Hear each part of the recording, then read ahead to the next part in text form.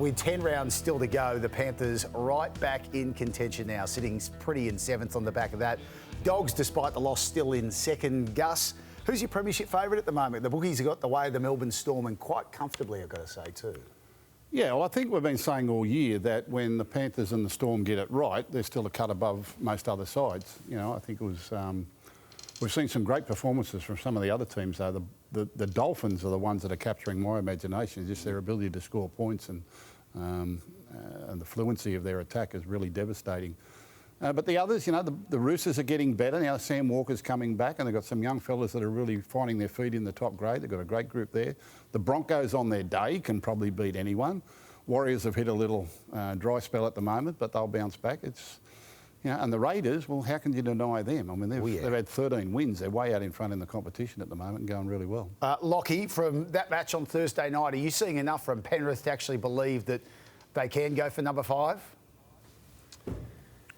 Well, defence wins championships, and that's what that game was built on Thursday night, and I think that's what got Penrith back into the competition.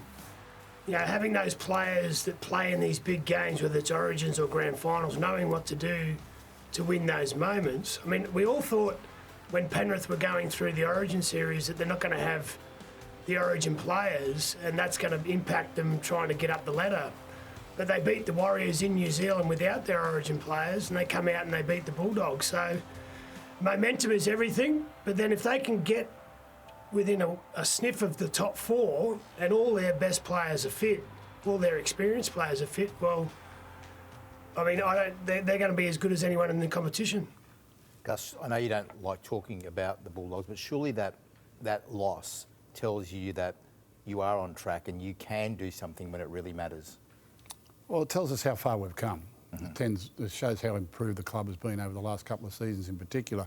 We used to look at games like that a couple of years ago and think, could we survive in games like that? Last year's grand final, Storm and Panthers, was a similar sort of a game, and you know, we looked at it and said, could we survive in a game like that? But now we're getting the group together, and you know, they're working hard on their game, and to come through a game like that, conceding only 1 try from a charge down, I mean, they never really had their line breached, was very, very promising, but there's a long way to go. Lockie, the Sharks shot beaten comfortably by the Storm on Sunday afternoon. There was no way, shape or form that the coach, Craig Fitzgibbon, wants to write off their year. He still took something away from that, but there was a lot of expectations. They sit in 10th as we speak right now.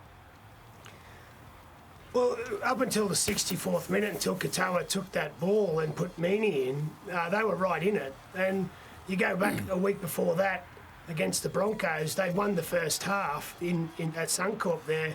So they're testing teams, but they're not having that ability to go on with it. So they're not far away. Like, I think where they sit on the ladder suggests they're a lot better than that, but they just haven't been able to win those moments in those big games. And look, as we see in this competition, you've only got to put 3 or 4 weeks together and you can climb up the ladder pretty quickly. So I'm not putting a line through the Sharks because they're much better than where they sit on the ladder right now. Did you see enough from the Raiders, Gus? You mentioned them before about where they stand at the moment. The Knights came at them late, and they're the sort of matches that they used to lose, they're now winning, and more importantly, 7 wins on the trot when they're on the road this year.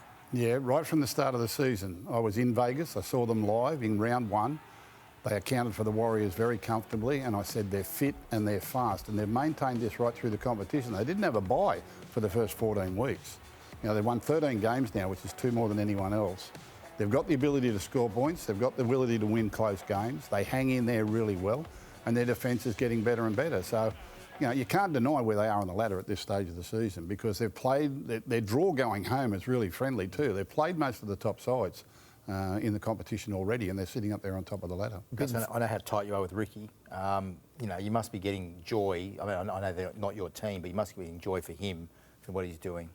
Yeah, well, you know, he's been around a long time, and he's had to work hard because, and he'll openly admit, they've probably struggled to buy marquee players. They've had to take the long route, which is development and buying, you know, young players with talent from other clubs, plus bring kids through their academy system, and they're doing a really good job. Their junior grades are going really well.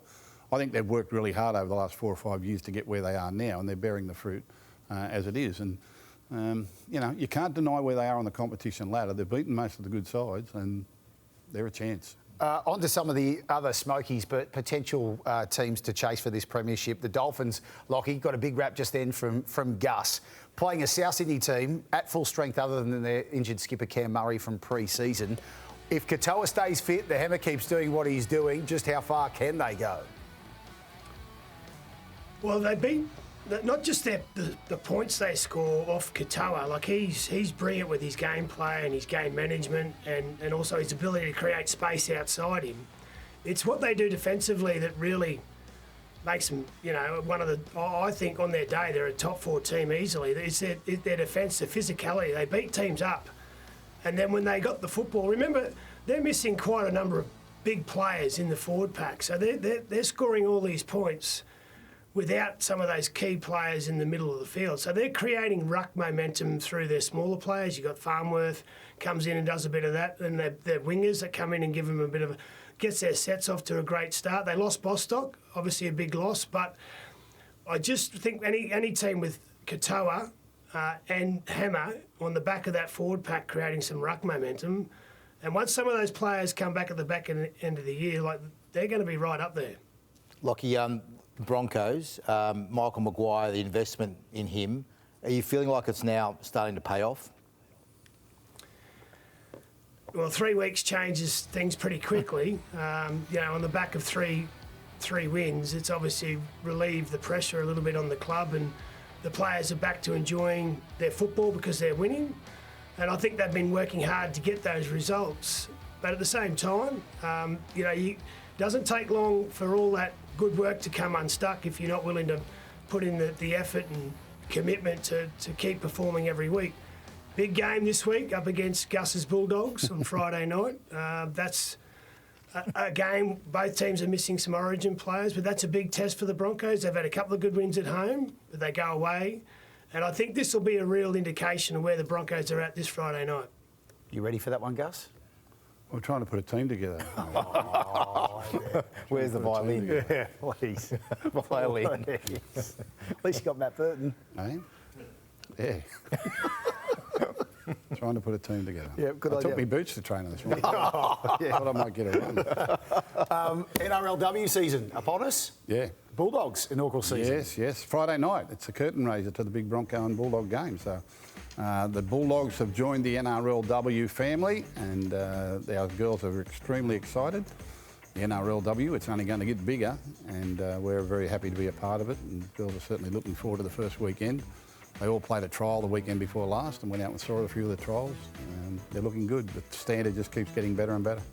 And you'll be able to catch all the action right here. Nine's Wide World of Sports gets underway Thursday night, prime time. Sharkies v the Eels this Thursday. Bring it on, NRLW season 2025, and you'll catch every game right across Nine's Wide World of Sport.